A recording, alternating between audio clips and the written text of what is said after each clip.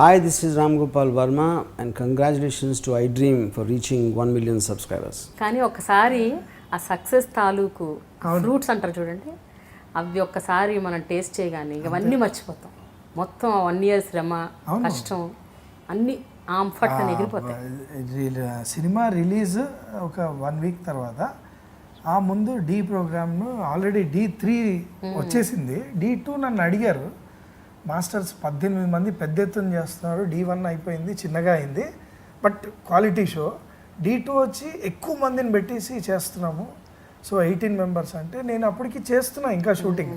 నాకు ప్రొఫైలే లేదు అందులో. వర్క్ డీలో పనిచేయాలంటే మీ ప్రొఫైల్ అంటే రఘు మాస్టర్ అనగానే వెనకాల ఒక స్లైడ్ వేస్తారు టీవీలో, ఈయన ఈ పాటలు కొరియోగ్రాఫ్ చేశాడని ఆ సినిమా పాటలు వేస్తారు. నాకు అసలు ప్రొఫైలే లేదు. మరి ఎలా ఇంకా చేస్తున్నాను, కనీసం బయట పెట్టుకోవడానికి లేదు. సార్ నేను చేయలేను సార్, వాళ్ళు ఏ రోజు పిలుస్తారో తెలీదు అని భయం. కరెక్ట్గా గుమ్మడికాయ లాస్ట్ నా పాట గుమ్మడికాయ జరిగింది, అమ్మయ్య ఇంకా అయిపోయింది, నేను ఒక జైల్లో నుంచి బయటకు వచ్చేసాను అనుకున్నాను. సంవత్సరం పాటు కదా. ఒకసారి మిస్కమ్యూనికేషన్, సుకుమార్ గారి కో-డైరెక్టర్ ఉండేవాడు, ఆయనకి చెప్పి వెళ్ళాను, సార్ కొంచెం ఫైనాన్షియల్గా ప్రాబ్లం అవుతుంది, ఎందుకంటే ఫైనాన్షియల్గా అంటే నాకు తిండికి డోకా లేదు, షెల్టర్కి డోకా లేదు, నేను చిన్నోడిని, హ్యాపీగా మా అన్నయ్య ఉన్నాడు, అందరూ ఉన్నారు చూసుకోవడానికి. కానీ ఒక ఎదిగి ఒక ఆల్రెడీ డబ్బులు చూసిన ఒక అసిస్టెంట్గా ఉన్నప్పుడు, డాన్సర్గా ఉన్నప్పుడు, రకరకాలుగా డబ్బులు చూసేసినప్పుడు, నేను ఒక సంవత్సరం సడన్గా డబ్బులు లేకుండా ఉన్నప్పుడు నేను ఏముంది నా ఖర్చులకే నేను చూసుకోవాలి. ఇంట్లో ప్రాబ్లం లేదు నాకు, ఇంట్లో వాళ్ళు హ్యాపీగా నన్ను పోషించేస్తారు, మా అన్నయ్య కానీ అందరు కానీ. కానీ నా ఖర్చులకి నేను అడగలేను కదా, ఎదిగిన వాడిని నేను అడగలేను, నాకు కొన్ని ఉంటాయి. సో అలాంటి టైంలో నేను ఆ కో-డైరెక్టర్తో చెప్పాను ప్రతిదీ. ఒక డైరెక్టర్ దగ్గరికి వెళ్ళిపోయి ప్రతిదీ నాకు హీరో తెలుసు కదా అని హీరో దగ్గరికి వెళ్ళిపోయి, సార్ నేను ఉండట్లేదు, నాకు ఇలా డబ్బులు ప్రాబ్లం అవుతుంది, నేను వేరే షూటింగ్ చేసి వస్తా అని చెప్పలేను కదా. సో కొన్ని చెప్పుకోవడానికి నెక్స్ట్ లెవెల్ వాళ్ళు దేవుడి తర్వాత పూజారి ఉంటాడు అన్నట్టు ఆ పూజారికి చెప్పేవాడిని, ఆ కో-డైరెక్టర్.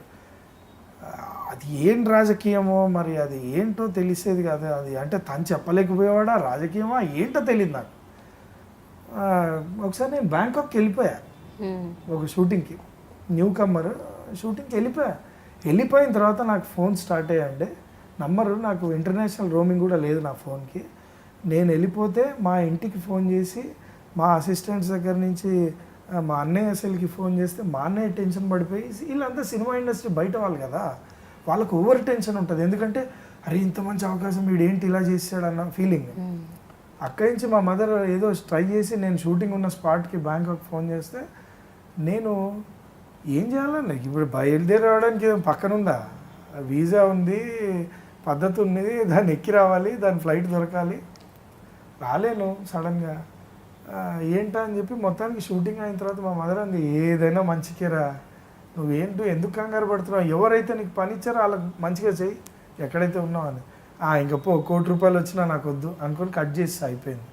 మా అమ్మ చెప్పింది చాలంతే అని చెప్పి నేను వీళ్ళకి మంచిగా మనస్ఫూర్తిగా చేసి వచ్చాను. వచ్చిన తర్వాత ఆ కో-డైరెక్టర్ని కలిస్తే తను మిస్కమ్యూనికేషన్ ఇంకా డైరెక్టర్కి నా గురించి చెప్పలేదు.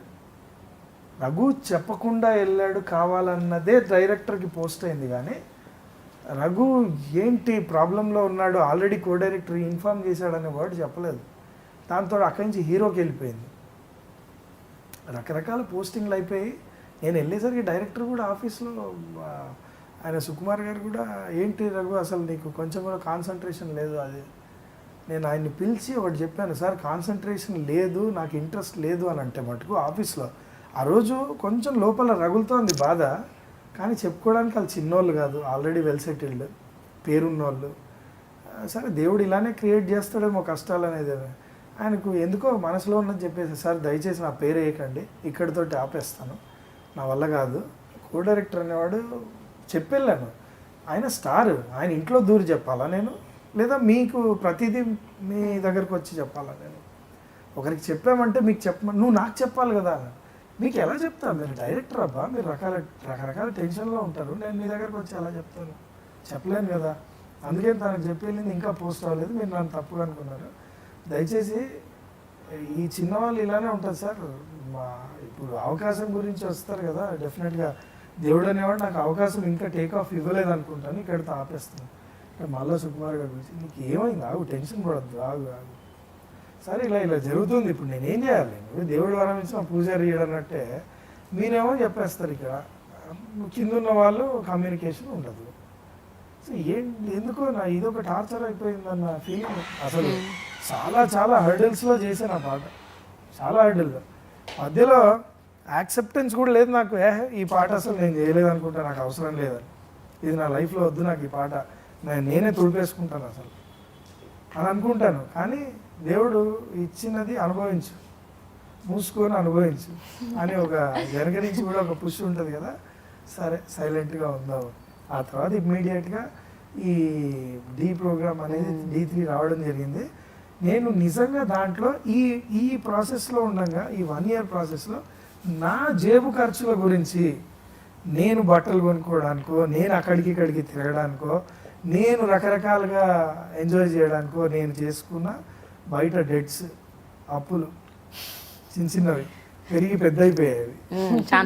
ఇంట్లో చెప్పలేను. అందులో ప్రతి ఒక్కరి ఇళ్లలో చిన్నగా ఉన్నవాడి మీదే ఎక్కువ ఇలాంటి ఇవి ఉంటాయి. ఎందుకంటే బాధ్యత అనేది తెలీదు, తప్పుడు దారులు తప్పుతారని. సో ఇదే నా దాంట్లో కూడా స్టార్ట్ అయింది. ఏంటి, ఇంట్లో చెప్పలేనంత పరిస్థితి, అలా నేను క్యూర్ చేసుకోలేని, సాల్వ్ చేసుకోలేని పరిస్థితి.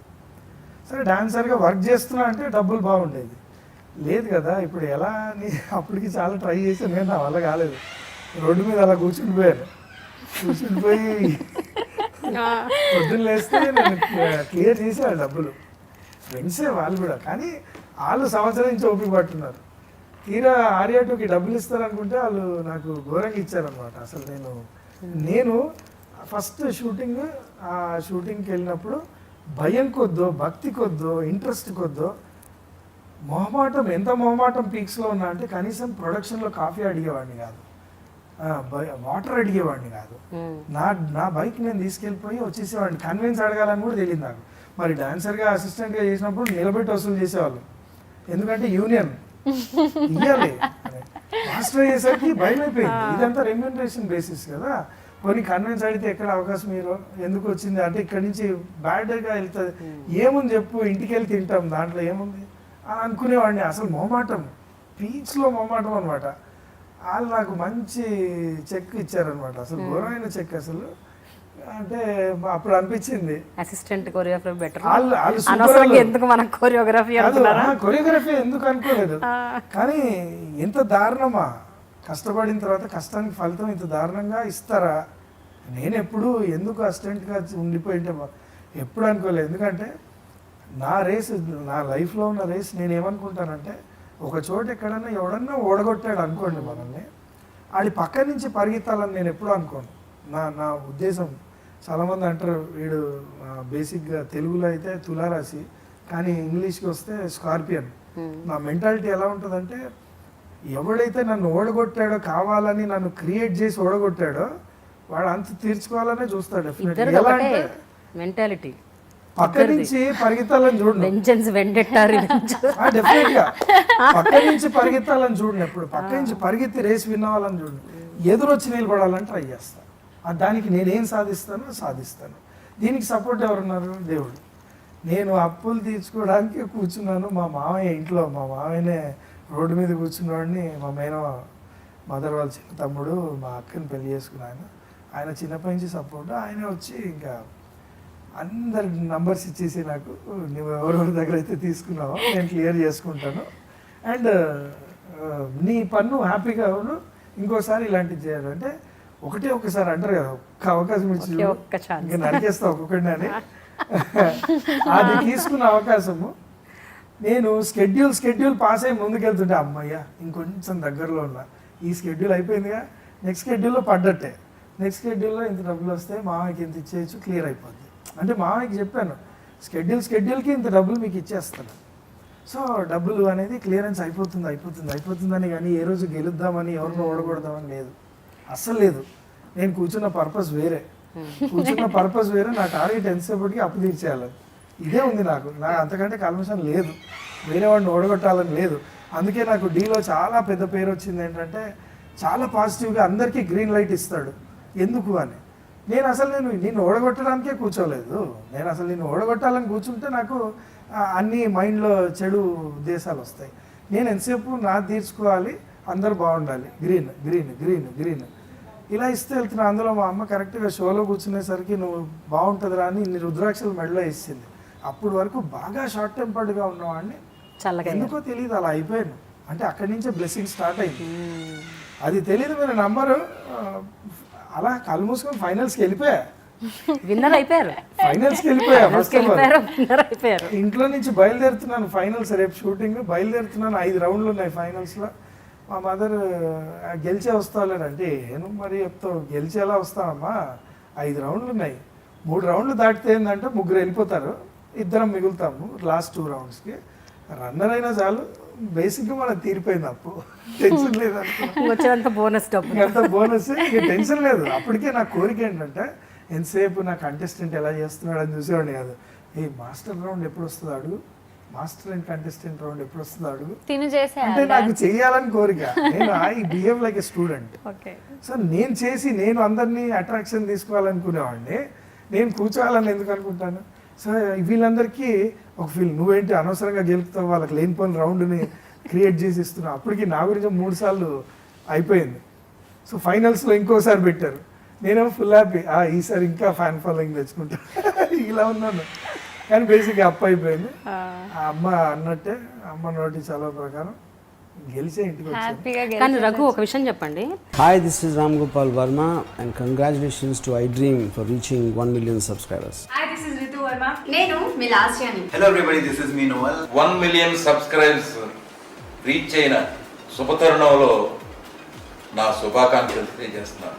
iDream 1 million subscribers కి రీచ్ అయిందండి. Congrats to iDream Media on reaching 1 million subscribers. iDream Media on 1 million subscribers reach చేసినందుకు all the best and congratulations to you. Congrats iDream. Keep up the good work and continue to entertain.